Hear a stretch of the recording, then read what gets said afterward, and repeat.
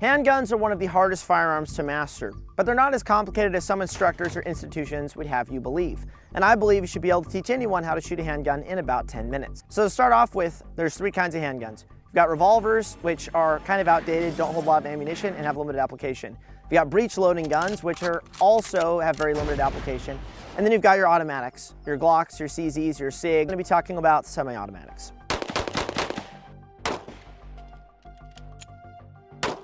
Every reliable pistol is going to include a set of iron sights, and some handguns may even include the new red dot sights that manufacturers are starting to include on their pistol. Basically what you have going on, this is a stock Glock 19, you have your rear sight aperture, which has a valley in the center, and then you have your front sight post. And what you're going to be doing is you're going to be lining those up so that the front sight post is directly in the center of the valley, and it's flush with the top of the rear sight. It really is that simple. Now there's a lot of people that ask, hey, do I shut one eye, do I leave both eyes open?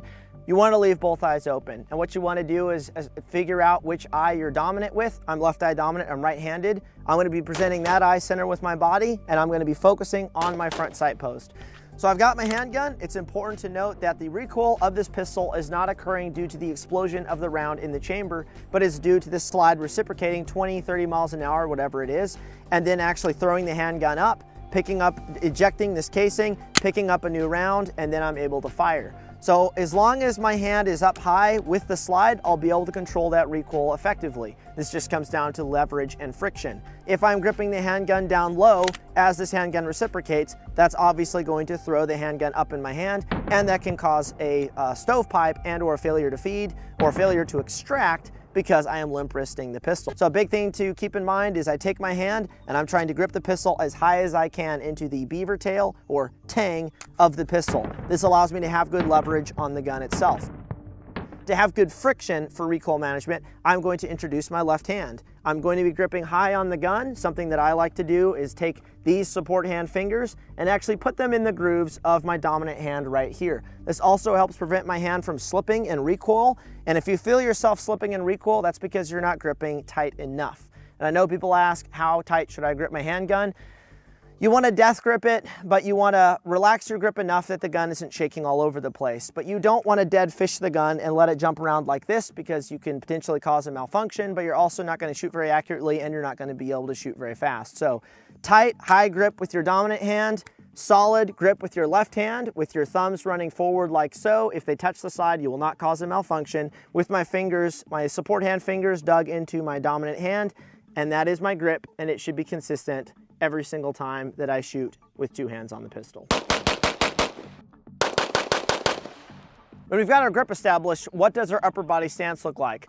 Well, I'm squaring up towards the target and I'm having a slight bend in my elbows and I'm bringing the pistol to my eyes. I'm not dropping my head. I'm not locking my arms out to my body. The issue with that is if I start to shoot on the move and I take impacts on the ground that go to my legs up to my core, if I am fully locked out, that is going to cause more dip and affect my sight picture on target versus having that slight bend in the elbows, which acts as a natural suspension system. So you've got your sights, you've got your grip, and now for the most important, and that's trigger management. Something a lot of folks don't understand is the majority of missed shots aren't because of your sight alignment, and they're not necessarily because of your grip. It's because of improper trigger press. So let's go over it. You obviously have a couple different kinds of handguns. You've got your double action, you've got your single action guns like 1911s, then you have your striker fire pistols like this Glock, where essentially what's happening is as the slide is reciprocating, it's essentially pulling the hammer back, which is essentially internal. So all I have to do when I press the trigger is basically defeat a single stage trigger. So in this case, I have a 5.5 pound trigger pull with the stock Glock 19. And what I have with the trigger, and this is for most handguns out there, is you have your slack, which is a lot of play in the trigger before you actually get to your wall of resistance, where you start to meet that 5.5 pounds, that 4.5 pounds, 6 pounds, whatever it is that the manufacturer quotes for their particular handgun. What I want to do when I shoot this pistol is I want to shoot from the wall. I don't want to shoot from the front of the trigger face like this, because when I make the determination to fire, I'm going to yank the entire thing and drive the pistol down, and I'm not going to be able to time the shot very effectively. There's people out there that go, you should let the shot surprise you. And the answer is, no, you shouldn't. You should know exactly when you're pressing the trigger, exactly when the gun's gonna go off, because you have a good understanding of where the wall of your trigger is, how many pounds you have to pull to actually get that pistol to fire. So what I wanna do is I wanna fire from the wall. So when I present the pistol from compressed ready or from the draw, I wanna take up all that slack and get to the wall. And because I dry fire, because I practice a lot, I know exactly where that wall is, and I can press the trigger from there. And I can press the trigger from there in an instant. Now some triggers have a little bit of mush once you get to the wall where there's a little bit more movement, and it's good to defeat that if you can. Otherwise, on most of my pistols, I just go to the wall and I press straight to the rear from there. I'm also pressing with the pad of my finger. I'm not using the tip of my finger, as that can drive the pistol, and I'm not knuckling the trigger because that can also pull the pistol as well. I want to use the pad of my finger and straighten my finger out if I can. That helps me pull the trigger straight to the rear, straight to me, so I'm not deviating the pistol off to either side as I am shooting. After you press the trigger, you obviously have the cycling of the slide, and then you have your reset, your sear engaging, and it's going to have an audible click. Now, a lot of shooters, when they hear that click, they immediately fire again, and they let the click dictate when they fire.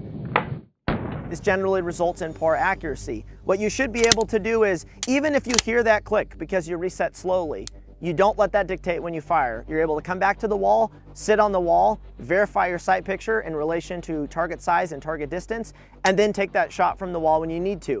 Slide reciprocates, I'm back on the wall, verify my sights again, and then I can take that shot again. I'm never letting the trigger reset dictate when I fire. And eventually with training, what you want to get to is able to reset the trigger and recoil so you never hear that click in the first place.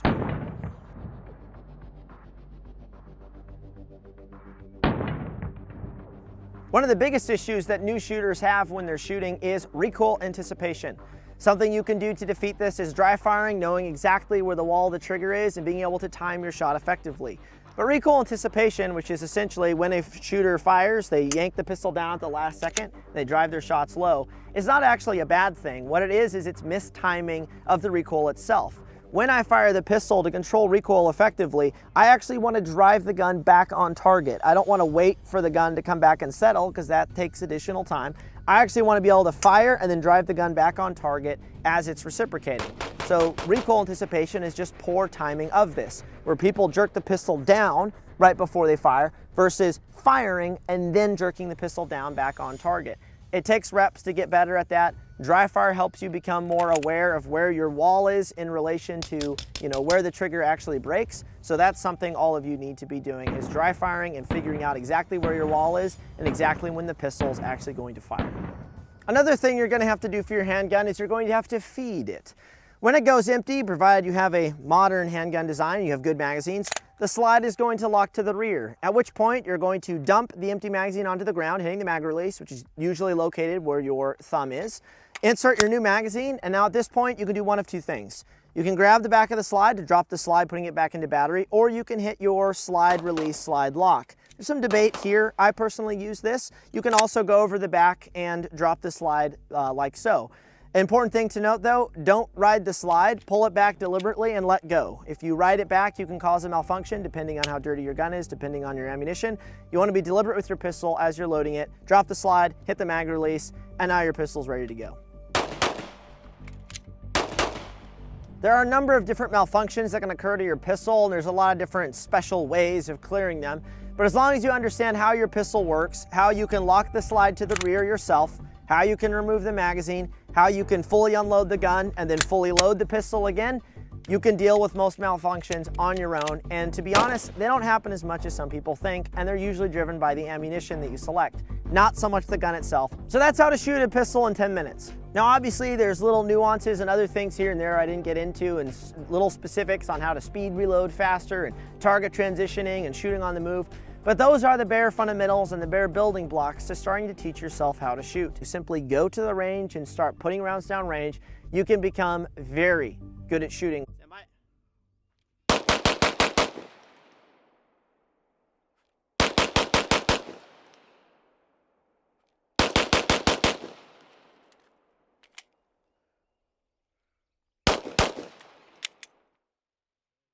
So I hope that was helpful.